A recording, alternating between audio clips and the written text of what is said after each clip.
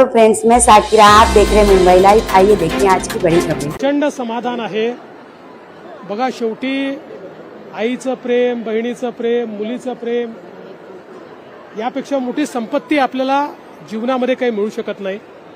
आणि ज्यावेळी मुख्यमंत्री माझी लाडकी बहीण योजनेचा प्रतिसाद आमच्या बहिणी आम्हाला देतात त्यावेळेस खूप मनापासून आनंद वाटतो। खरं म्हणजे आम्हाला खूप गोष्टी अजून करायच्या आहेत। जेवढ्या जास्तीत जास्त गोष्टी आम्ही करू शकू तेवढा आमचा प्रयत्न असणार आहे।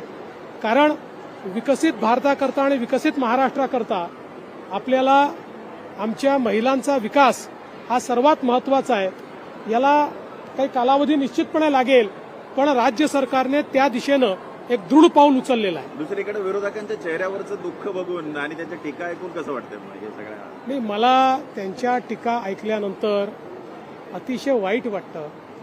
बघा, कधीही राजकारणामध्ये एखाद्याने विकासाची एखादी रेषा उमटवली तर त्यापेक्षा मोठी रेषा उमटवण्याचा प्रयत्न केला पाहिजे। दुसऱ्याची रेषा पुसण्याचा प्रयत्न हा एक प्रकारे जनतेशी द्रोह आहे। त्यामुळे माझी विनंती आहे, रोज न्यायालयात जा, ही योजना कशी थांबवता येईल याचे प्रयत्न करा, आम्ही निवडून आलो तर योजना थांबवून टाकू असं म्हणणं, या सगळ्या गोष्टी त्यांनी बंद केल्या। एका महिलेने आज तुमच्या कार्यालयावरती हल्ला केला, कुठेतरी तोडफोड केली, काय त्या मागे मी माहिती घेतली। आजची घटना नाही आहे, ही कालची घटना आहे। त्या महिलेचं काय म्हणणं होतं, तिने कशा करता ते केलं हे निश्चितपणे आम्ही समजून घेऊ।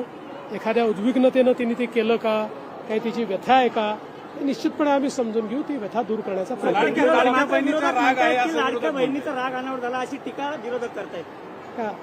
विरोधक जे आहेत ना, इतके निराश आहेत, हताश आहेत, त्यांच्याकडे मुद्दे देखील उरलेले नाहीत। त्याच्यामुळे आता खरं म्हणजे मला जर टीका करायची असेल तर अनेक गोष्टी मी सांगू शकतो की त्यांच्या काळामध्ये किंवा त्यांच्यासोबत काय काय झालेलं आहे, पण कोणी खालच्या स्तरावर उतरलं म्हणून माझ्यासारख्याने थोडी उतरायचं असतं।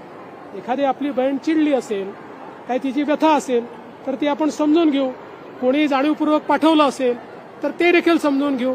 काही त्याच्या मागे वेगळं असेल तेही समजून घेऊ। जे काय असेल, आता माझं म्हणणं एवढंच आहे की ही जी कुठली महिला आली होती, या महिलेची व्यथा आम्ही समजून गृहमंत्र्यांचं कार्यालय सुरक्षित नसेल, गृहमंत्र्यांचं कार्यालय सुरक्षित नसेल तर लाडक्या बहिणींची योजनेवर अरे बाबा, यांच्या काळामध्ये मुख्यमंत्र्याच्या कार्यालयात येऊन लोकांनी स्वतःच्या अंगावर रॉकेल ओतून घेतलं। शेवटी आपल्या मंत्रालयामध्ये आपण सगळ्यांना एंट्री देतो, कुठली अडवणूक आपल्या मंत्रालयामध्ये नाही आहे।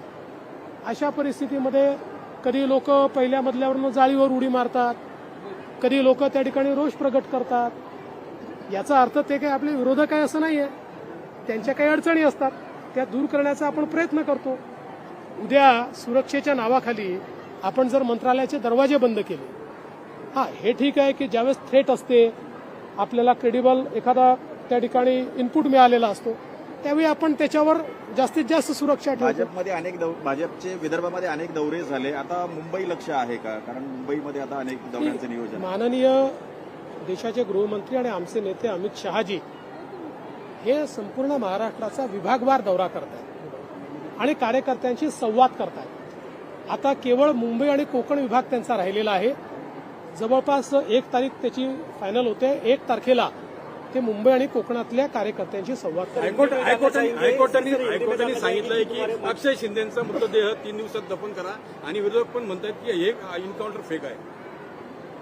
बघा, पहिल्यांदा तर विरोधक काय म्हणतात याच्याशी मला घेणं देणं नाही, कारण हे इतके दुटप्पी लोक आहेत।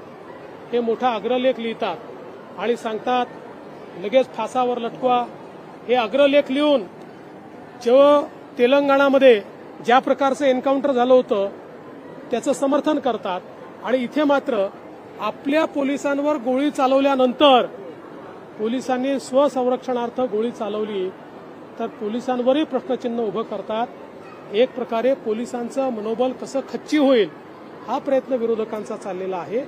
आणि बघा, ही गोष्ट जी हायकोर्टाने सांगितलेली आहे, कोणीही असो, कोणालाही त्या ठिकाणी मृत्यूनंतर त्याचा अंत्यविधी देणं ही सरकारची संवैधानिक जबाबदारी आहे। तो व्यक्ती आपल्याला आवडणारा नसला, चालणारा नसला, समाज विघातक असला तरी ते करावं लागतं. त्याच्यामुळे कोर्टाने जे सांगितलं आहे त्यानुसार प्रशासन कारवाई करेल.